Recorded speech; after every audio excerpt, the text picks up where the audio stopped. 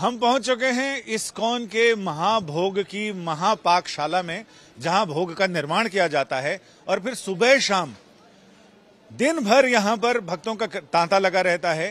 अनुमान के मुताबिक 2.5 लाख से ज्यादा लोग दिन में और 2.5 लाख से ज्यादा लोग रात तक प्रसाद पाते हैं, यानी कुल 4.5 से 5 लाख तक लोग रोजाना प्रसाद पाते हैं। ऐसे लोगों के प्रसाद बनाना बड़ी चुनौती है। उस चुनौती से निपटने के लिए सारा प्रसाद लकड़ियों पर बनाया जाता है। और अब हम यहां जानते हैं कि क्या प्रक्रिया है। क्योंकि ये महापाकशाला है, ये भंडार गृह है, मां अन्नपूर्णा का भंडार, जहां से सारी सामग्रियां आती हैं। और इसके साथ ही ये क्रेन्स के थ्रू और ट्रॉलियों के थ्रू यहां से लोगों तक भेजा जाता है, जहां पर भक्त प्रसाद पा रहे हैं।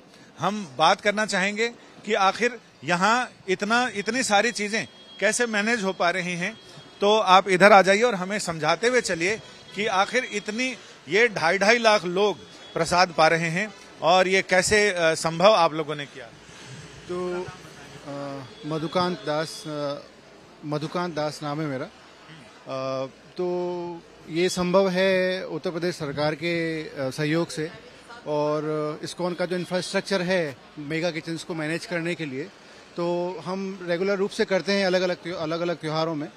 तो आप यहाँ पर देख सकते हैं कि यहाँ पर हमने 3 सेगमेंट बनाए हैं। एक सेगमेंट है जहाँ पर ऑटोमेटेड तरीके से रोटी बनाई जाती है। दूसरा सेगमेंट है जहाँ पर हम छौंक लगाते हैं सब्जियों का। और तीसरा जहाँ पर प्राकृतिक रूप से लकड़ी और गोबर का उपयोग करके हम फाइनल कुकिंग करते हैं वहाँ पर। तो आप यहाँ पर देखेंगे कि आपको बड़े बड़े पतीले नजर आएंगे, और इन पतीलों में हम दाल, जो भी सब्जियाँ, जो भी रोज का हमारा जो मेन्यू है, उनका छौंक प्रिपेयर करते हैं बड़ी संख्या के अंदर। और पीछे की तरफ जहाँ पर ये गोबर से और लकड़ी का उपयोग करके जहाँ पर हम फाइनल सब्जियाँ बनाते हैं, वहाँ पर इस छौंक से वहाँ पर ट्रांसफर करते हैं। बड़े बड़े पतीले हैं, इनमें कितनी सामग्री बनाई जा सकती है? तो ये जो सेटअप है, इस पूरे सेटअप में प्रतिदिन हम 25,000 लोगों का एक समय के अंदर प्रसाद बना सकते हैं। अच्छा, 25,000 लोगों का एक समय के अंदर, और कई बार बनाना पड़ता है, तो आखिर उसमें बहुत सारे लोगों को शामिल करते हैं। हाँ, तो एक दिन में हम 4 बैच निकालते हैं, तो लगभग 1 लाख लोगों को हम एक दिन में यहाँ से प्रसाद कर देते हैं। और ऐसा ही एक किचन हमने और बनाया है, तो लगभग 2 लाख लोगों को हम प्रतिदिन भोजन खिला सकते हैं। यानी ये बताना चाहूंगा कि जो गौड़िया संप्रदाय के बड़े बड़े मनीषी हुए हैं, उनके नाम पर रूप गोस्वामी जी, गोपाल भट्ट जी, रघुनाथ भट्ट जी, इन सब के नाम पर ये सारे रसोई गृह हैं। और यहाँ लगातार प्रसाद बन रहा है और ट्रॉलियों के माध्यम से इसे वहां तक पहुंचाया जाता है। तो आइए ये जानते हैं, ये गैस के भट्टियां हैं, ये सिर्फ छौंक तैयार करने के लिए हैं। यहाँ के पाक विशेषज्ञों ने, भक्तों ने बताया कि लकड़ी पर चूंकि छौंक एक बार पड़े तो आग कंट्रोल करना मुश्किल होता है, लिहाजा यहाँ कंट्रोल किया जाता है। और जब लाखों लोगों के लिए भोग प्रसाद में सब्जी बनेगी तो उसके लिए छौंक भी तो बड़ा होगा, और यही छौंक यहाँ तैयार किया जाता है। वहां से क्रेन्स के जरिए बड़े बड़े पतीलों को उठाकर इधर से उधर शिफ्ट किया जाता है। आइए चलते हैं रोटी वाले सेगमेंट में, देखते हैं कि प्रसाद कैसे बन रहा है। मेरा आपकी कृपा से सब काम हो रहा है, करते हो तुम कन्हैया मेरा नाम हो रहा है। ये मशीन आटा गूंदने की है। यहाँ आटा गूंदा जाता है, तैयार किया जाता है। वहां आटे में पानी मिला के उसको घोला जा रहा है। यहाँ आटा गूंद कर तैयार हो रहा है। और यहाँ ये रोटी बनाने की मशीनें हैं, ऑटोमेटिक मशीनें।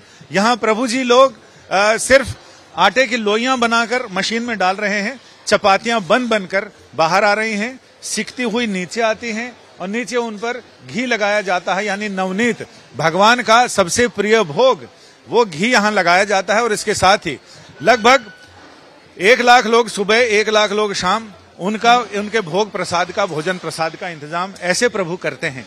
आइए चलते हैं और ये देखते हैं कि ये भोजन भक्तों को कैसे मिल रहा है, कैसे पहुंचाया जाता है। आइए। जब भोग प्रसाद तैयार होता है तो ऐसे ही क्रेन्स की मदद से इसे उठाया जाता है और उठाकर इसे आगे तक ले जाया जाता है, ताकि इसमें छौंक लगाया जा सके और इसे भक्तों को वितरित करने के लिए भेजा जा सके। और इसमें जो लगे हैं वो वेणुधारी प्रभु जी हैं, और इधर संग्राम जी हैं, जिन्होंने सारा क्रेम सिस्टम डेवलप किया है और स्थापित किया है। क्यों सही बताया मैंने? वेणुधारी प्रभु जी ने सारा सिस्टम डेवलप किया है। मैं वेणुधारी दास हूँ। और संग्राम प्रभु जी मेरे सहकारी है। ऐसा हमारा 10 लोगों का टीम है। तो जहाँ जहाँ पे ये जो बर्तन जब पक जाता है तो पक के यहाँ चूल्हे से उठा के फिर यहाँ ड्राइव करके नीचे डाउन करके फिर जो सर्विंग पॉइंट जो है वो सर्विंग पॉइंट में जाके उतार देते हैं। तो वहाँ से हमारा भंडारा चालू हो जाता है। अब हम आपको ले चलते हैं यहाँ से भोजन प्रसाद कहाँ जाता है। आइए चलते हैं और ये देखते हैं। ये सामने भोजन कक्ष है और इस महाप्रसाद सेवा इस्कॉन के माध्यम से तो यहाँ से भक्तों तक ये प्रसाद पहुंचाया जाता है। आइए मैं अपने कैमरामैन संजय से कहूंगा कि वो यहाँ दिखाएं। अब हम यहाँ पहुंच गए हैं जहाँ भोजन प्रसादशाला है, जहाँ भक्त आते हैं और कतार में बंध कर अपने प्रसाद की बारी का इंतजार करते हैं। कहते हैं भगवान का प्रसाद बारी बारी से सबको मिलता है। और यहीं सामने ये भोजनशाला है जहाँ भोग प्रसाद लोग पा रहे हैं और दिन भर सुबह से लेकर 24 घंटा ये चक्र चलता रहता है भोजन का। जैसे काल का चक्र चल रहा है वैसे भोग प्रसाद का भी चक्र चल रहा है। कुंभ में जो भी आ रहे हैं वो यहाँ भोग प्रसाद करना अपना सौभाग्य समझते हैं, क्योंकि ये भोजन बनने के बाद ये ठाकुर जी को भोग लगाया जाता है और भोग के बाद ये यहाँ तक पहुँचता है। तो ये ठाकुर जी को भोग लगने के बाद ये प्रसाद यहाँ तक पहुँच जाता है। हाँ, तो ठाकुर तो ऐसे हमारे पूरे इलाहाबाद के अंदर तो प्रयागराज के अंदर 40 सेंटर्स हैं पूरे, जहाँ पर इस तरह ये डिस्ट्रीब्यूशन होता है। ये डिस्ट्रीब्यूशन यहाँ पर हो रहा है और फिर गाड़ियों के द्वारा ऐसे ही हम अलग अलग स्थानों के ऊपर ये प्रसाद को भेजते हैं। यहाँ से यहाँ पर बंटने के अलावा बाकी और जगह भी इसी भोगशाला से पूरे प्रयागराज के अंदर ऐसे 40 सेंटर हैं तो 20 सेंटर के ऊपर यहाँ से जाता है और ऐसा ही एक किचन हमारा एक और है मेगा किचन, तो वहाँ से दूसरे 20 स्थानों पर जाता है। यानी अब आपको समझ में आ गया होगा कि लोगों को प्रसाद लोगों तक पहुंचाना कितनी बड़ी चुनौती है, लेकिन अगर नियोजन के साथ योजना के साथ सारी चीजें की जाएं तो कितना आसान हो जाता है। प्रभु की यही कृपा है। हरे कृष्णा। कैमरामैन संजय समीर के साथ संजय शर्मा, तीर्थराज प्रयाग, आज तक।